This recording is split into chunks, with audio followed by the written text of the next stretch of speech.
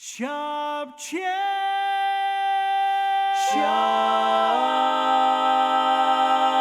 Chat.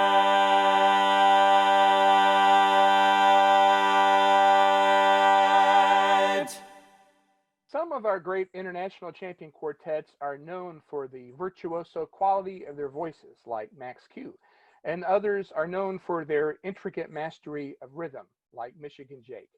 But if you ask barbershoppers what is the most outstanding quality of our guests today, they will tell you that they are just great guys.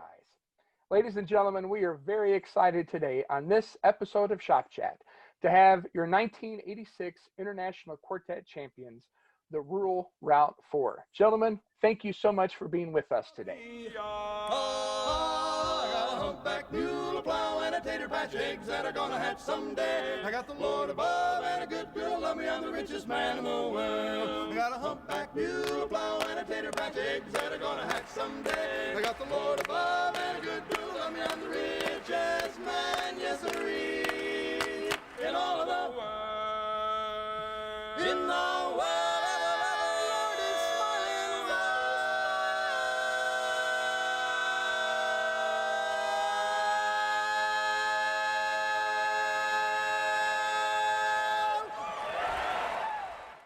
Glad to be here. Thanks for having us. Absolutely. So I thought we would begin just by learning a little bit about how each of you found barbershop. So baritone Jim Bagby. Jim, how did you get your start in barbershop? My grandfather was a charter member of the Colorado Springs chapter, and we were living in Oklahoma at that time, although we were from Colorado originally. And on a vacation one time, my brother, oldest brother next to me, and I went to the chapter, and he sat me down in the baritone section. Lord knows why, how my life might have been normal. But we just had the greatest time. Pete Tyree. Yeah, from the Orphans. Director, became a lifelong friend. To make a longer story short, Pop sent the entire Colorado Springs chapter book of music home with us, and my mother taught the four oldest Bagby brothers by rote several songs in there. Wow. And we became the Bagby Brothers Quartet. Oh, okay. Then when I was a teenager, I started going to the Oklahoma City chapter with my dad, met Brian Beck and Jim Massey. In fact, Brian's quartet later sang at my wedding. Oh, wow. Yep, that was my beginning. That's a very auspicious beginning then to barbershop. Now, I'm going to go over to the bass, Willard Yoder, and tell us a little bit about your start in barbershop. Well, it started in in the early 70s. For me, Calvin started in the mid 60s by acquiring a number of records that he played over and over and over. And Mom and Dad and I would almost get tired of it, but he was hooked from the beginning. It took me a few more years, and in 71, then when I joined the quartet, or they asked me if I would sing bass, I didn't hesitate, but it wasn't just a wow moment for me. I grew into it, I guess. And of course, the longer it went, the more convinced I was that this was something absolutely phenomenal. It was great. That's great. I grew into it in the 70s, and the rest is history, I guess. Yeah, very good. Now, Wes Yoder, you are the son of Calvin Yoder, and you later sang tenor with the quartet as well.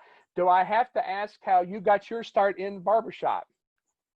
Well, I was born in 1971, which was the same year that the Rural Route 4 started. So I don't really remember barbershop ever starting. It was just kind of always there. Sure. But, I grew up with it and certainly became very interested in it in terms of participating myself. I would say when I was, 14, 15, I think I started singing with the Kansas City Chorus. About 1984, went to international in St. Louis, I think it was that year. And of course, growing up, I did, even younger than that, sang just in church with Willard and my dad and my grandpa, Walter. So, around music my whole life, and just kind of grew up as a barbershop kid. So that's great. And last but certainly not least, the tenor of the Rural Route 4, Mr. Don Cald. So Don, I'd like to begin with you. Tell us a little bit about your backstory as a barbershopper. Oh, my backstory, I'd be careful what you ask for. My dad used to take me downtown in Tulsa way back, and to the parade of quartets every year at the Municipal Auditorium in Tulsa. And it was 1956, and we were coming in to the show, and he took me down the back hall and took me through a door, and it was the warm-up room of the headlining quartet that year. And it was the moment that I will never forget. And Willard can attest to this. The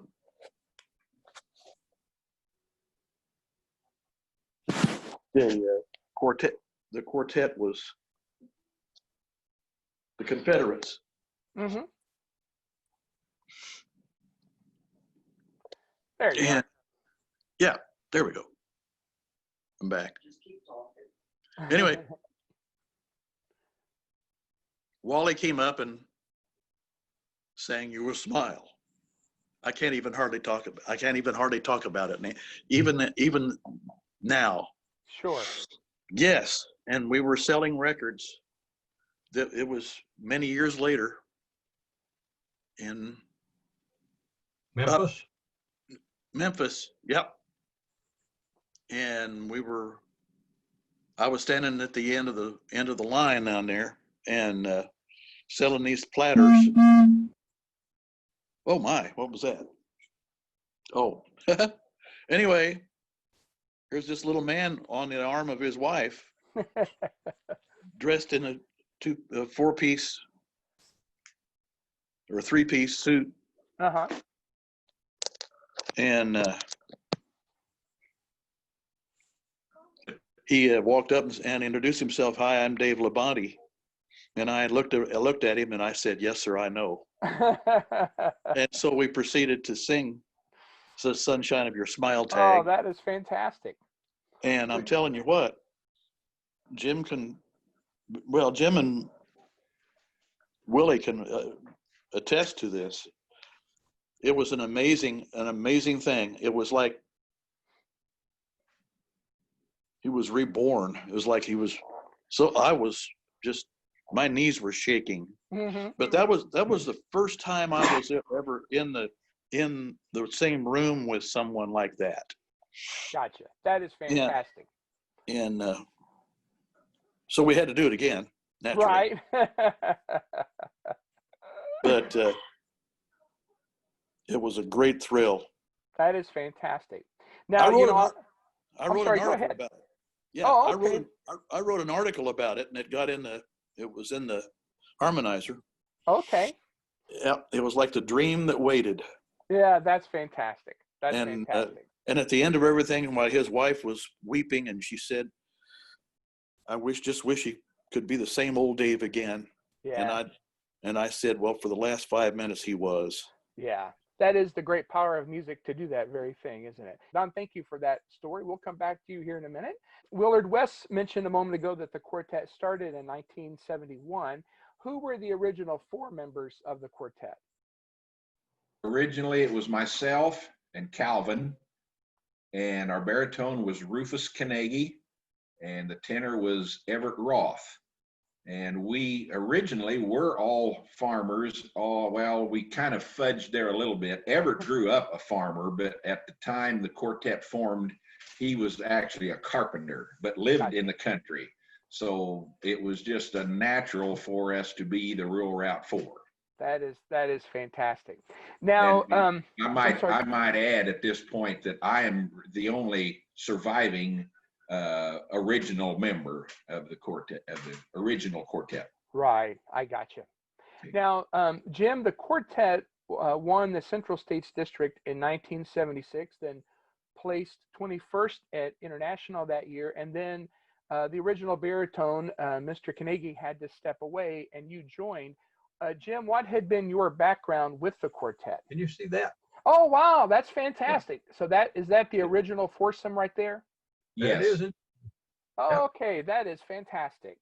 Yeah, they didn't want to wear overalls. They wanted to be uptown, and they bought polyester and red ties. And one of the first things the judges said to them, looking at their farmer tan, was, "You guys really need to dress more like yourselves." But anyway, they had come to the Kansas City chapter for a Bush League quartet, I guess in the fall of '72, and that's the first time I met them. Mm-hmm. They asked if I would coach them. And I was fortunate enough to coach them for through '76. Oz Newgard, the sound judge who had moved our chapter from the Alexandria chapter, also was a coach. But I coached them through '76. And then when Everett decided to go a different direction, they asked me if I was baritone. So we went to Oz and I auditioned. Mm-hmm. And I says, yes, I think that's a match. So that's when I joined them. I gotcha. Very good. And then Don, you became the tenor in 1983.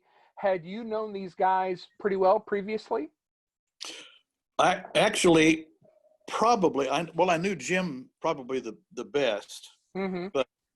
but they were sort of passing acquaintances for me at the time I came into the picture. But I remember that August evening that the telephone rang at my home, and when I answered it, it was Jim wanting to know how I thought I would look in overalls. And my wife at the time looked at me and kind of smiled over the top of her glasses and said, "You go ahead." Now, she had no idea. Where were you living at that time? I was in Kansas City. Oh, okay. So you were already there at that point. I got you. Well, very good. And then just to kind of complete the replacement member cycle here. So the quartet won in 1986. Wes, at what point did you step into the tenor slot for shows? That would have been in 1991. Yes. At the International in 1991 in Louisville, I think Don came out on the AIC show and started the set, and I think I did the last song with them and sort of took over on the show circuit at that point. I gotcha. And Jim, did you want to add a follow-up comment from a minute ago? I had, in the life of the Route 4, I had two good ideas. One of them was the Scarecrow set. Right. We had the songs in mind, and I had the idea of Willard coming out with a stick through his arms. And he was going to be the Scarecrow. At the end of that, at the end of the Scarecrow song, we'd take the stick out and it would become a walking stick, and we were going to sing, "If the rest of the world don't want you, you can always, you're welcome back home." Now, the stick didn't turn out to be such a good idea because it hurt him and he was banging me in the head. Right. That was one of my good ideas. And the other one was that Wes was the lead. Wes had just won the district novice quartet championship singing lead. And that's all he'd ever sung. And when Don said he was retiring, we really thought seriously about retiring, because we'd gone a long time and been a lot of places and had a lot of success. And we thought seriously about going. But Don's quartet that he was in broke up just at that time. So it seemed like Providence, and we got Don. And when he left, my second idea was, let's can sing tenor. And sure, good. Yeah, and did an excellent job. So I want to go back in time now. Willard, when I was doing research for the show today, I found the Harmonizer article written on that featured the quartet after you guys won. And in that article, your brother had been interviewed by the local newspaper. I think at the time, at least, it was called the Democrat Missourian newspaper. And the person interviewing him asked if he thought the quartet could ever win the International. This would have been back in 1976 after the quartet won the district. And your brother said, well, you know, we're just four country boys. I don't think we could ever win. Now, one of the things he said was, I don't think we would have time to do the breathing exercises. Well, something obviously changed, because you guys could come out at the start of Tie Me to Your Apron Strings again and like not take a breath for a minute and a half. So Please take me back tonight where I belong.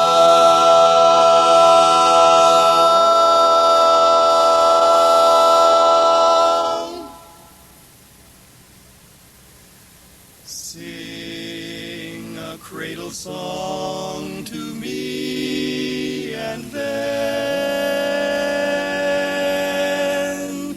won't you tie me to your apron strings again?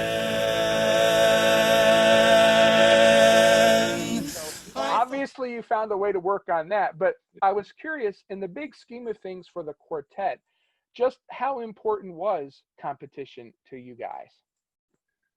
We always loved competition. It was just, I don't know, it seemed like a natural thing for us to do, to try to improve.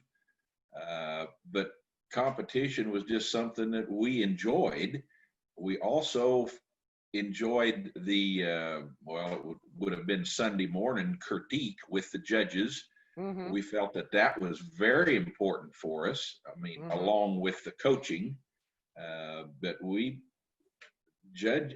contests had always been kind of our fun time. Yeah. And of course, it was exposure also to get a few shows. Right. I gotcha. Very good. Now, Jim, a lot of times today we talk about quartets that are comedy quartets as if that is its own unique silo. You guys were obviously very funny on stage, but what did you all want the identity of the Rural Route for to be? Did you want it to be primarily a comedy quartet, or what else, Jim, were you all thinking about as the identity of the quartet? Oh, there was no doubt that we were a comedy quartet. When I joined the quartet, they wore what they called their grubbies. They all had old overalls. Calvin wore his backwards, and everything they did was comedy. We never considered doing anything else until they made the top 10, which was a total surprise. And then when you go on a show, people would want to hear one of your ballads. And that was pretty difficult to do in those ridiculous looking outfits. So then we did, one thing we changed was get better looking overalls. So we could work in a ballad. But Sure. start to finish, well, not the fit, but we always considered ourselves a comedy quartet. And Calvin and Willard in the milk barn, maybe every day, concocted comedy routines. Mm-hmm. Bring them to the quartet. Well, that's interesting, because as entertaining as you all were, you all could absolutely masterfully sing ballads. So it sounds like your evolution was more from comedy to having that fuller dimension as a quartet. Absolutely. Yeah. Gotcha. Certainly. Now, Don, I went back and looked at the quartet placements at International through the years. I would have to say, for an international quartet, this is one of the most interesting journeys I've ever seen. So I'm just going to call out the placements of the quartet. So 1976, the first international, 21st, 9th, 8th, 9th, sat out, 14th, sat out. Then you joined about this time, then 11th, 5th, and 1st. That is really a remarkable journey. I'm curious, as you remember. Don't blame me for that. I'm curious, as you remember, as you all went into the 1986 contest, was having just finished 11th and then 5th. Do you remember if you all had any specific objectives or goals in mind and was winning in that list of goals? Oh my goodness. I don't recall ever wondering about winning that gold medal. I do remember a rehearsal that we had the week before we went to Salt Lake City. Mm-hmm. And we were sitting downstairs at Jim's place. And I said, and we had finished 5th the year before. Mm-hmm. And I allowed myself to say, don't be afraid to dream, guys. Don't be afraid to dream. I was just kind of trying to take a cap off of whatever problems there were, if anybody was nervous about it. Yeah. In other words, whatever you were going to do, you did not want to do any self-limiting. You wanted to. No.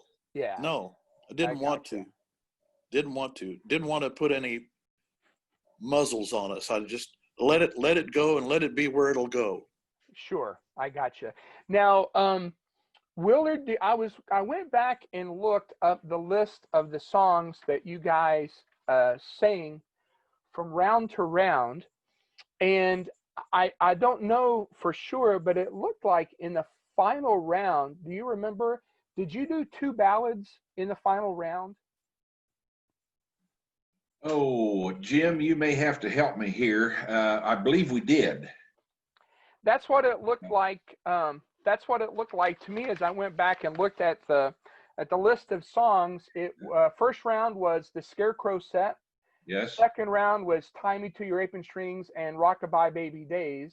And then if these records were right, the third round was My Mother's Eyes and My Missouri Home. Yes, I believe that's correct. So what I'm curious about, given how much wonderful entertaining you guys did on stage, what was your thought process in doing 2 ballads in the finals of this contest? Well, I've never thought of what our thought process was. From other contests, we used the scores from other contests and just felt like, I believe I'm right at this, Jim, you need to help me out here, but I think it was mainly because those 2 had scored well for us before. Go ahead, Jim. We've never done, in the final round, we did My Mother's Eyes, which we liked really well. And we did Bert Szabo's terrifically challenging arrangement of My Missouri Home. Missouri Home, yes. We had not planned to do that at all. We had another song we had been working on. But when you're singing with dairy farmers, you never know how many rehearsals you're going to get. Sure. The year before was actually the first time we had ever gone to international with 6 songs ready. After the surprise in '77, when we made the top 10 for the first time, we did start preparing or having 6 songs, but we never had the final set rehearsed. Gotcha. We worked on 4 songs. And in '85 was the first time we went with 6 songs ready. And that was the first time we had Don with us for 6 songs ready. So that accounted for a lot of the jump from 11 to 5. Gotcha.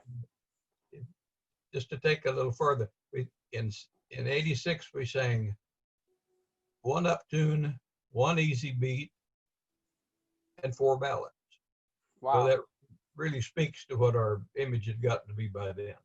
Gotcha. I see. That's very interesting. So then, in reading back again in the Harmonizer special on you guys, Willard, the president of the society that year was apparently a member of your chapter. Correct. And so it's the president who will make the announcement as to who the international champion is. So tell us about, were you looking to him to see if you could get any kind of hint as to what was about to happen? We had no idea we were going to win, or at least I didn't. We were 5th the year before, and we knew that last year's 4th place quartet had dropped out, so that meant if we held our own, we should be 3rd because the champions can't compete. Right. Well, when they announced a 3rd place and it wasn't us, then it was like, oh wow, we might get a silver medal. And I don't, Gil Leffoltz was the guy's name that was the president at that time. I don't recall looking at him. I believe he was maybe out on stage, doing the announcements. Right. But there was something interesting that Jim recalled backstage that he might want to share just before they announced us as winners. Gotcha. Tell them about that, Jim. Well, we were, despite Don's admonition, I don't think any of us had ever considered a gold medal. And we were confused about the call off.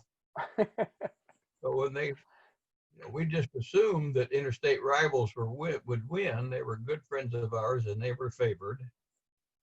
So Don and I were pacing back and forth to the water fountain. Calvin loves that kind of situation. Calvin is a guy who would open his Christmas presents 2 weeks later if he could. He would wait for those things. So he was enjoying the suspense, but we were going over. But Tom Gentry worked for the society at that time. He'd been in the truck listening to the whole contest, and he was a good friend, so he was standing backstage. So after they announced 2nd, I was standing there shaking my head, and I said to Tom, I can't believe that we didn't get a medal, but I can't believe that we won the contest. And Tom said, just stand there or I can see your face. Wow. Wow. That is fantastic. So Don, do you have any memories of those last backstage moments before the announcement? Just the pacing back and forth to the water fountain and passing JB on the way each time. Yeah. Gotcha. Yeah, it was an incredible moment, and I've captured it in my memory forever, as long as God gives me breath to breathe. Yeah. And for anybody who wants to see that moment, if you go to YouTube and just type in 1986 Barbershop Convention highlights, someone has uploaded the convention highlight video. And I think it includes, if I remember right, it's both the top 5 choruses and quartets, but it for sure is the quartets. And it's really neat. That backstage moment is such a special thing to witness. I'm so glad that in my time as a barbershopper, I at least got to be back there once just to see how it goes down. But what's so neat is as you watch the announcement about to happen for you guys, the obvious affection and love of the other guys who are back there as they're coming up to hug you and pat you on your back is so neat. And then just to see the joy on your faces as you all go up those steps. It's a really special thing to watch. 1986 international champions, roar out 4.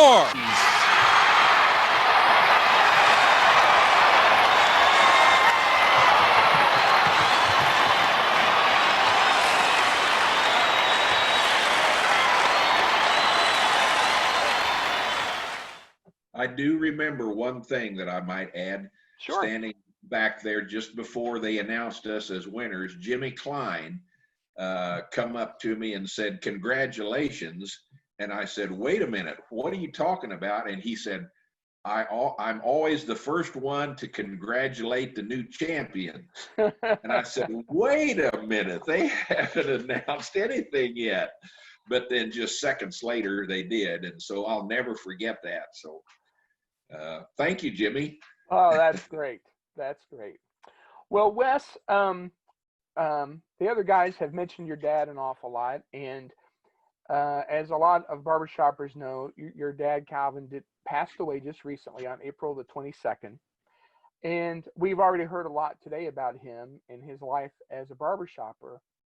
But in reading some about your dad and reading on the Legacy website in his obituary, your dad had such a rich and rewarding life outside of barbershop.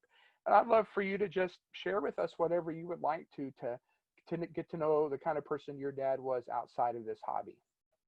Sure. I appreciate that. And, I'll let Willard and the other guys chime in too. I mean, Willard knew him a lot longer than I did, obviously, being his brother and working with him as a partner in the dairy business all those years. But I guess I would start by saying, if you ever saw him on a show or at contest, you basically got a look into who he was as a person. He was very much on stage, kind of who he was off the stage. Now, some of the slapstick stuff, is obviously a little bit of a caricature, but Sure. That's who he was. He had a great sense of humor, and he had a great love of his farm and family. And obviously also the Rural Four had a vast repertoire of gospel music. If you have any of the CDs, there are at least 2 CDs where at least half of it is gospel. And so the other kind of main focus in his life really was his faith and his church.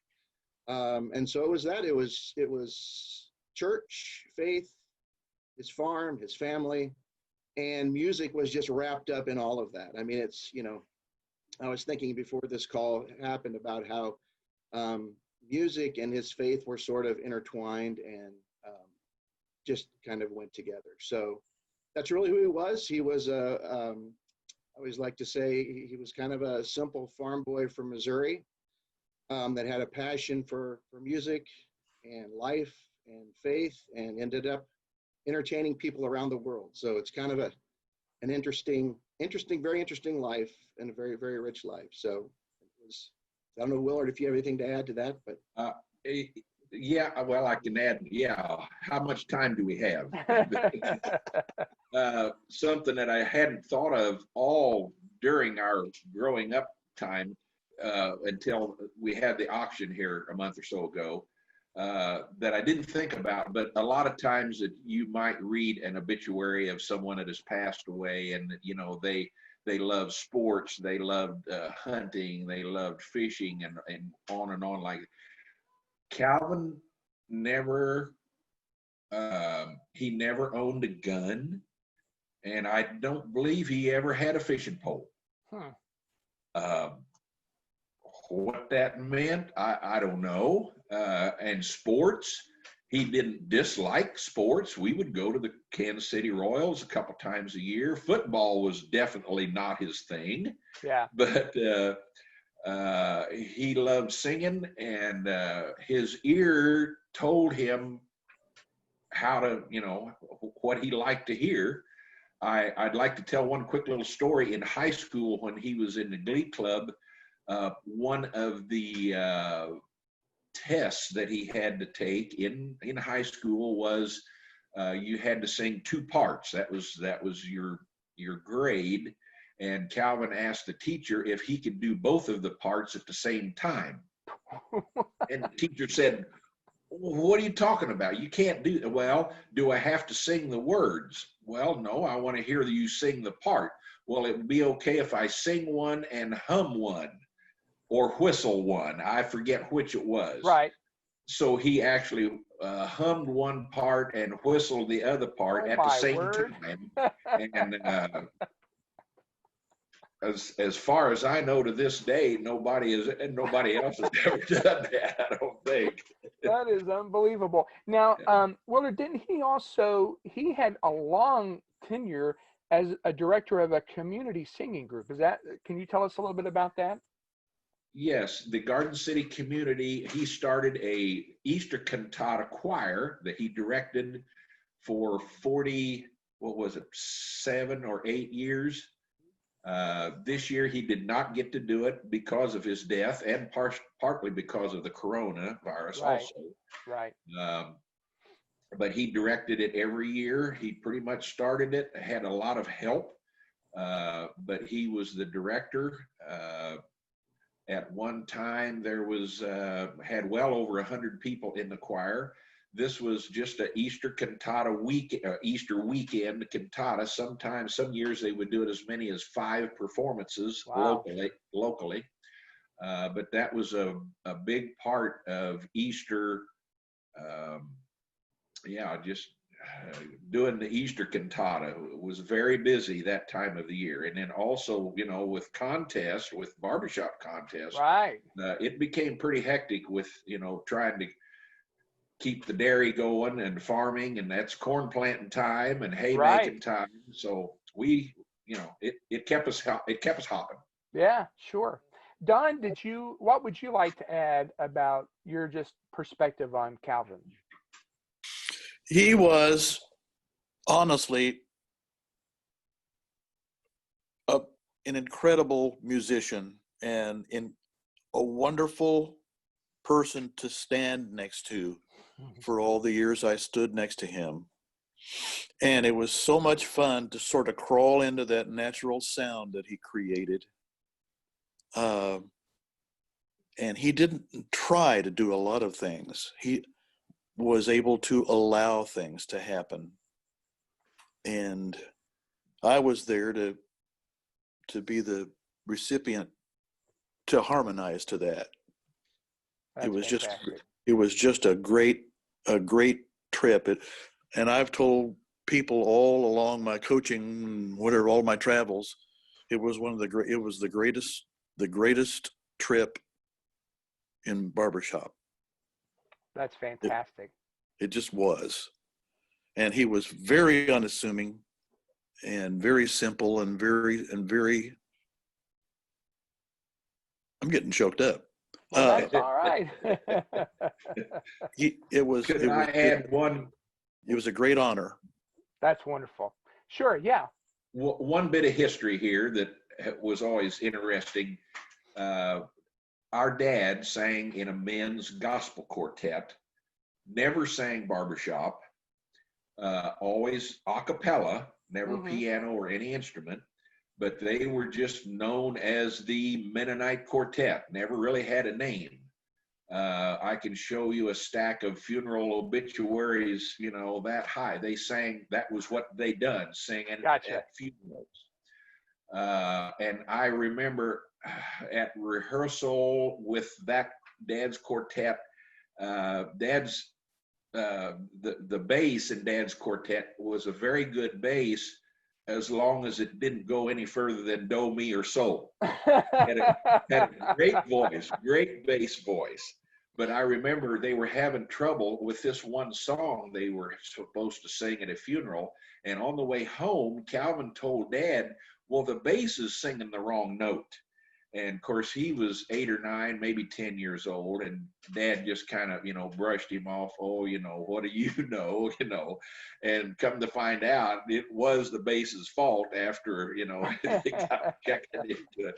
But Calvin could hear notes at an early age, way before barbershop. He heard 4-part harmony extremely well. That's fantastic.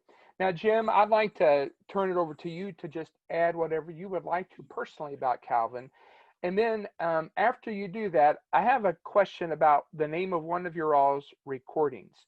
One of the 4 recordings that I looked up the names of was called Saturday Night, Sunday Morning. And Jim, after you share what you would like about Calvin, I'd like for you to talk a little bit about the meaning behind that name, Saturday Night, Sunday Morning. Calvin was the most godly man I've ever known in my life. But like Don said, he probably had the best ear of anybody. He was just amazing. He taught, Willard didn't mention it, but the original quartet he had a Western Continental record, and he taught the quartet by rote the parts to Autumn Leaves. And I don't know what the other songs were, but the first songs that the quartet knew, Calvin taught them just by rote. He could That's amazing. hear anything. He had a gospel quartet with Willard and Willard's sister-in-law and her sister, and it's pretty dang good if you ever want to hear the Jubilee Transfer. And he a lot of their arrangements just in his head, and Right. that, and they woodshedded them, and they're better than any gospel. I mean, unless you're just a pure gospel fan, because it's a lot of barbershop gospel. Sure. So they have not just one verse after another, but they have key changes and they have tags. It's wonderful to listen to. But his ear, he went to Harmony College one time, and we went over the curriculum a lot. What can I take and what should I take? And one of the things was, could I take arranging? Could I take an arranging course? And I said, well, you know, I don't know. With what you know, maybe. So he signed up for it, and it was Steve Jamison was teaching it. And as you guys know, they test everybody first to see if they belong in there. And one of the things is a chord test. Name this chord, spell this chord, what's missing in this chord, what follows this chord. Well, the technical stuff, Calvin didn't know that. So people that fail the chord test, now you need to go down and take basic harmony or whatever they called it. So Calvin said, all right. And that very night, he's woodshedding with Bert Sable and Bill Myers and me and somebody else. And he stopped right in the middle of that and he said, oh, I wish Steve Jamison could see what I can hear.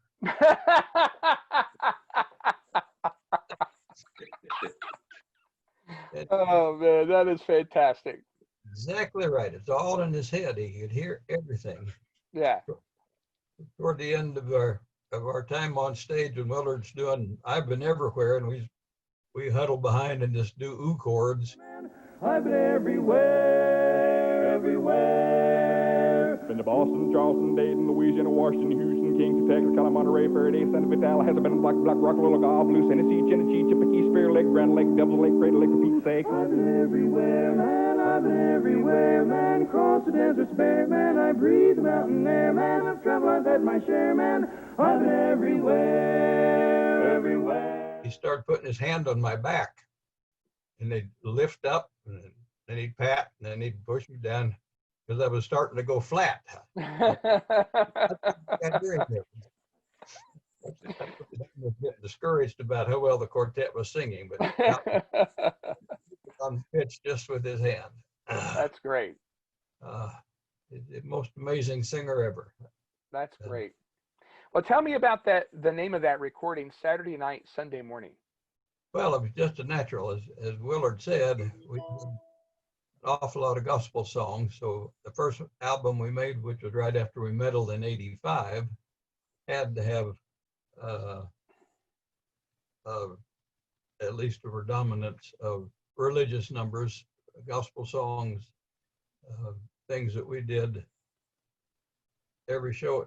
Anytime we stayed overnight, a lot of times we chartered so they could get home and milk in the morning. Willard was a pilot, but we often did church services after show, and we did a lot of church services everywhere. So half of that album and cassette, I still have a lot of cassettes, by the way, and we need a cassette. Well, that's great. Now, Wes, I'd like to just hear from you. After you joined the quartet in the early 90s, what was it like for you, having grown up immersed in this barbershop world and immersed largely in the rural Route 4 quartet? What was it like for you to be able to then stand over there next to your dad and sing with the quartet? It was, an amazing experience. I think the first thing I was a little concerned about being able to sing tenor. Because as Jim mentioned, at the time I was kind of singing lead in the quartets I had sung in. But, beyond that, it was, I don't know, it kind of felt natural almost in a way, just because I had spent a lot of years, as Willard mentioned, we would do a lot of local, we'd sing for funerals or other events, church services with Willard and my dad and my grandfather. So I grew up singing with him and Willard and the family. So, but just, yeah, the excitement of being up on stage and performing and entertaining people. I mean, to me, that's what it's kind of always been about. It's about entertaining folks and sharing kind of part of yourself with them. So I don't know, it kind of felt natural, I guess, in a way. And, but it was, you know, when we were still fully active and doing shows regularly, it was probably one of the funnest, you know, 3 or 4 years of my barbershop life and experience for sure. That's great. Well, I have one last question I'd like to ask each of you, and that is what you would like for the legacy of the Rural Route 4 to be. And Wes, since you're kind of the new guy here in the quartet, I thought I'd start with you. What would you like the legacy of this quartet to be? I think just a lot of the things that you mentioned, that these were, you know, genuine people, that they kind of were on stage, who they were in real life, that it was about the music, it was about ringing chords, and also then I think with a large focus on gospel music and faith as well. I think that's, to me, that's what the Rural Route 4 has always been about. That's great. Don, how about you? What would you like for people to see as the legacy of the Rural Route 4? Well, other than the singing, which is something that you carry with you, I would love it if people would remember us for a group of guys who would ask you how you're doing and then would wait for your answer. Oh, that's great. You know, yeah, just wait for your answer. Because I think that's hugely important. It's not necessarily anything else. That's great. Jim, how about you? What would you like for the legacy of the quartet to be? Just that they were likable guys on stage and off. People remember a championship quartet for that, because not all quartets are remembered that way. Sure, that's great. And Willard, last but not least, what would you like the legacy of this quartet to be? Well, there would be a lot of things, I guess, but basically just 4 guys that loved to sing. We loved each other, and I would be remiss if I didn't say we just loved the Lord.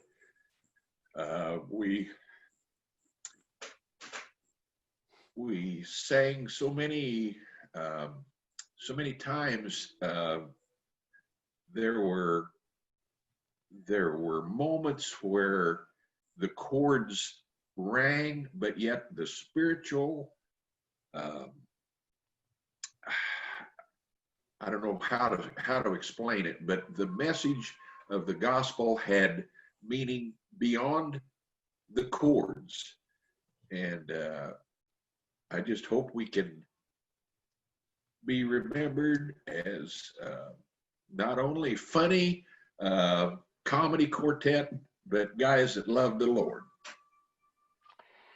Well, I remember back in, I guess it would have been the 2011 convention there in Kansas City, where my wife and I happened to be seated.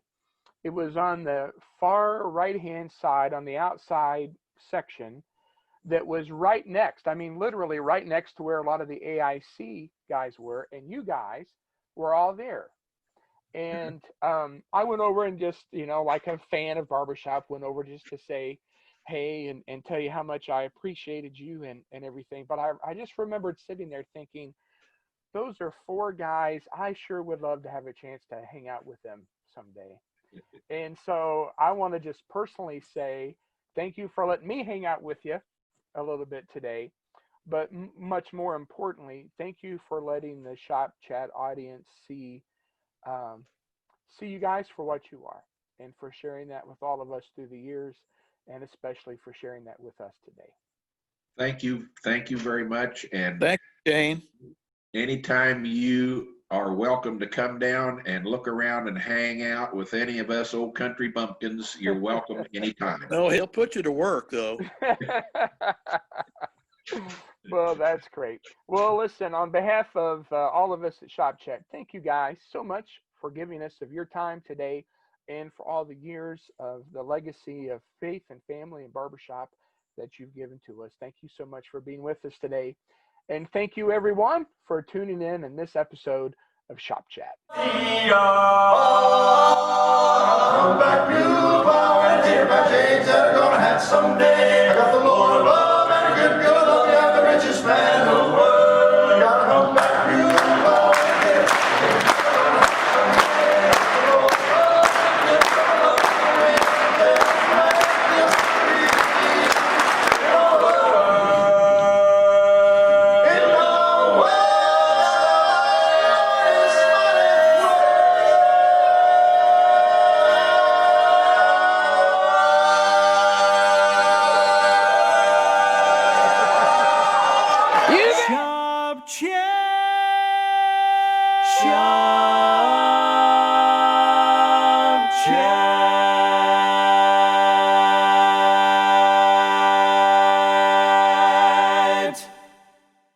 Well, I was toting my pack along a dusty Winnemucca road when along came a semi with a hind canvas-covered load. If you're going to Winnemucca Mac, with me you can ride. So I climbed into the cab and then I settled down inside.